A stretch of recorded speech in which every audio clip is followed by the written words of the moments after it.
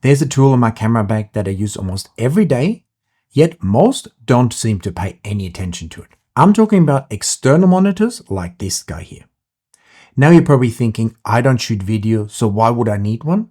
But trust me, once you see what I can do for your stills photography, you'll wonder how you ever live without one. So in today's video, I'll show you why these monitors are so powerful, how to use them, and which one might be the right one for you. So let's jump right in. I'm Wegener, and for over 20 years, I've dedicated myself to capturing unique bird photos and videos and helping others just like you to create your own masterpieces. There are many different external monitors out there, like this relatively small and lightweight Portkeys one that's for viewing only.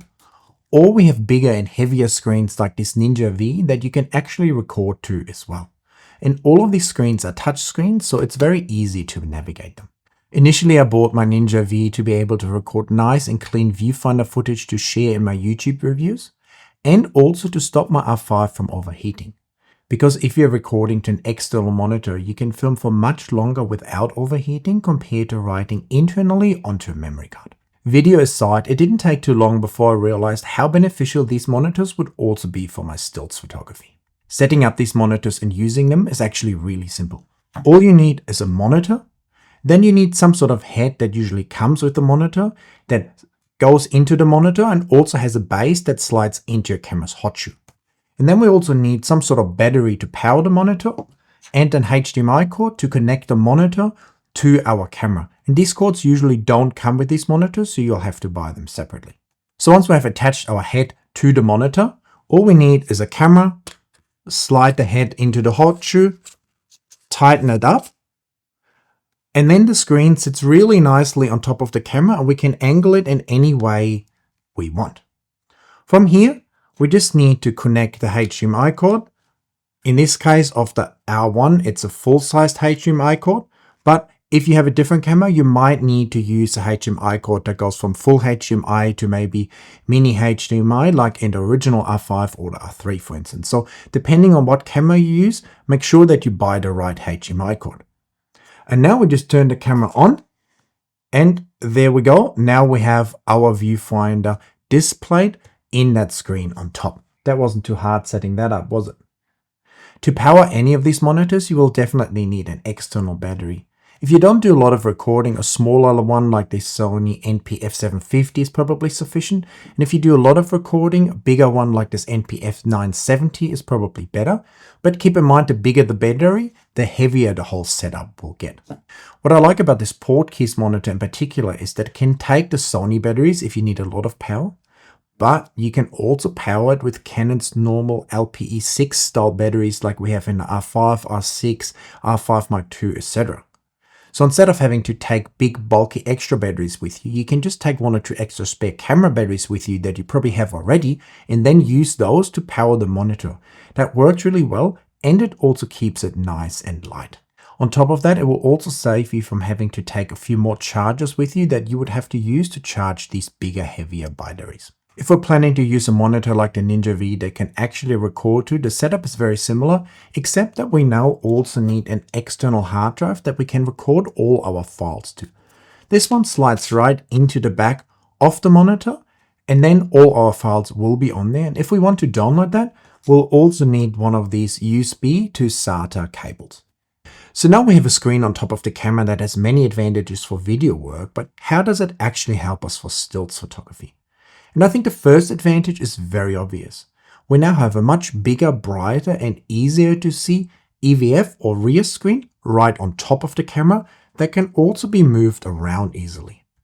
And personally, I find it much easier to work with this big screen, for instance, rather than this tiny small screen on the back of the camera. The most obvious advantage of using an external monitor for stills photography is if we want to work close to the ground or try to get super low angle photos.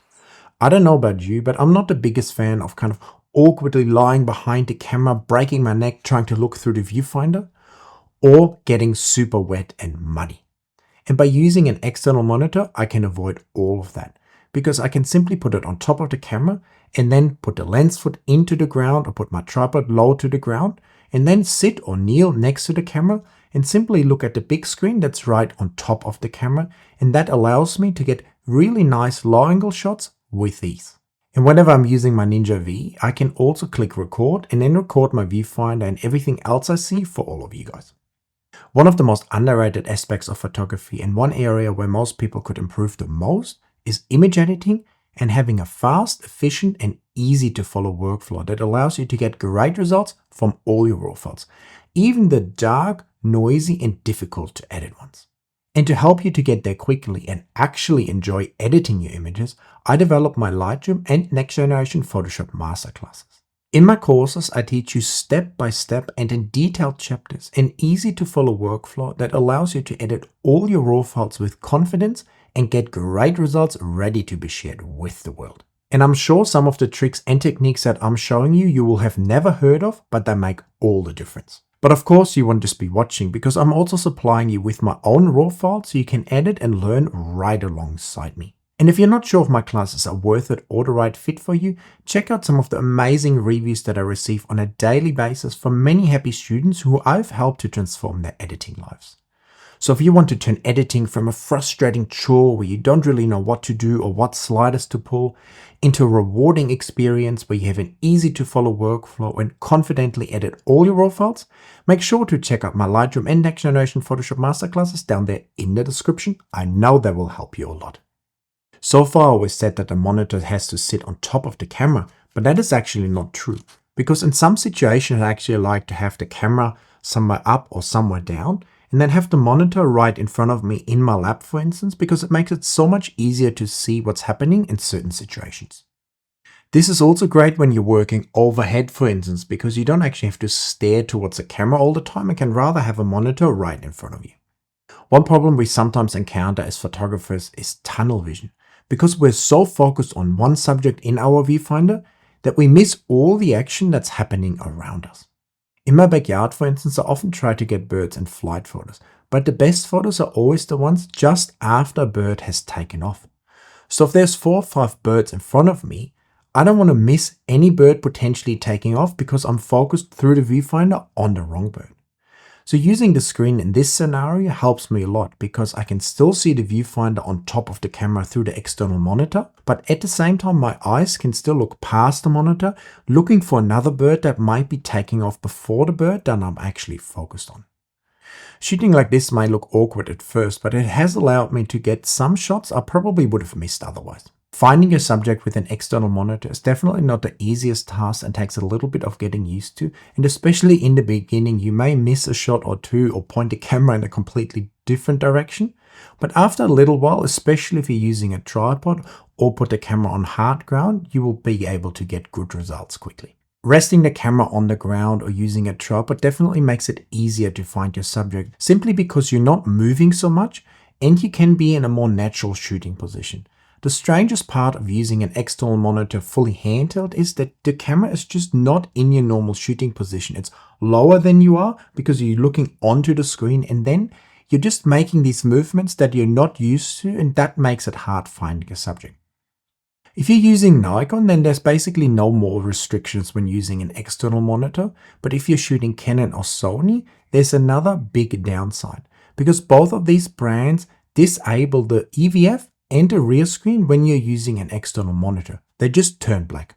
So if you're shooting Nikon, you have the rear screen, the electronic viewfinder and the external monitor all active at the same time, whereas on Sony and Canon in photo mode, you only have the monitor on top active. If we're shooting fast moving action or want to quickly switch from one subject onto another, this can definitely be a big problem. Because when you're using Nikon, you can still use the electronic viewfinder to get you onto your target and then decide if you want to keep tracking it through the viewfinder or use the external monitor again. Whereas on Canon and Sony, we don't have that option. We only have the external monitor available. And tracking fast action while holding the camera in front of our body and only looking at the monitor is very difficult. On a tripod it's easier, but hand holding and only having the screen on top makes it very difficult to track your target and stay on target. Whenever I shoot Canon or Sony, and as a last resort, if there's fast action happening that I can't find or track, or I want to go onto a new subject that's not easy to find in the external monitor, I quickly rip out the HDMI cord either from the monitor or the camera. That brings the EVF back to life and I can use that to get back onto target. The biggest downside of using these external recorders is probably the added weight, especially if you're using a heavier recorder like this Ninja V with a big extra battery. That can definitely add 1 or 2 pounds to your setup. And none of these screens are weather sealed, so you have to be a little bit conscious if you're shooting in the rain or maybe at the beach that you don't get them too wet because they might start to break. Another downside of these external monitors is that it usually takes them a long time to turn on, sometimes 5, 6, 7 seconds. So whenever I use them, I make sure that I turn them on way before I anticipate any action. If you're a Sony shooter and use an external monitor, you will notice that one thing that you might like in stills mode, zebras, is not available when you're using an external monitor because they're not transmitted through the HDMI cord. However, the good thing is that you're not totally missing out because these monitors themselves can show you zebras and focus peaking and some other things. So for instance, now you can even have zebras in stills mode for Canon and Nikon because you can set up zebras in these monitors and then actually use them just like you would do in a Sony camera for stills photography. Overall, I would say that these monitors are also better suited for mirrorless cameras than DSLR cameras because on DSLR cameras, these monitors will only work in live view mode, and then for instance, you will only have very limited autofocusing options available. So which one is the right screen for you or a good one to start with? And that's actually not an easy question because there's so many different options from so many different brands out there. Personally, I have 2 different options. My Ninja V that I use most of the time, but this one is big and heavy and expensive, and you have to buy these hard drives on top of buying the external monitor. So if you want to do any recording, I think this is definitely one of the best, if not the best option. But for many other people who say we don't need to record, we just want to have a bigger, brighter, nicer EVF on top of the camera, then something like these smaller monitors from like Portkeys or maybe Feelworld could be a good example. And what I definitely liked about this Portkeys one in particular is that it takes the Canon batteries. So if you're just looking for a small light screen, maybe look around and see if you can find either this one or another one that takes the same batteries that your camera also takes, because that can definitely save you a lot of weight and also saves you the hassle of having to have extra chargers for these other external bigger batteries like these Sony ones. And if you can't be bothered with any of these external monitors, you can also use your smartphone as an external screen and even to control your camera. All these different brands like Canon, Nikon and Sony have apps where the camera will connect with Bluetooth and Wi-Fi to your phone, and then you can actually control the camera with your phone and see what's happening on your phone. The only downside to using your phone is that the connection can sometimes be a bit laggy, so you may miss the action because your screen was frozen for a second. And the connection itself is also not super stable and will sometimes simply cut off. So in my opinion, using one of the camera apps with the phone can't really replace an external monitor, but it's definitely a cheap option if you just want to play around with it a bit.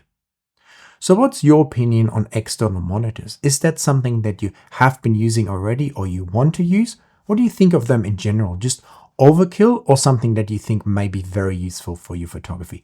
Let me know in the comments. Also give me a thumbs up for the video, check out my channel membership and my masterclasses, and of course hit that subscribe button, and I'll see you guys in another video very soon. Bye.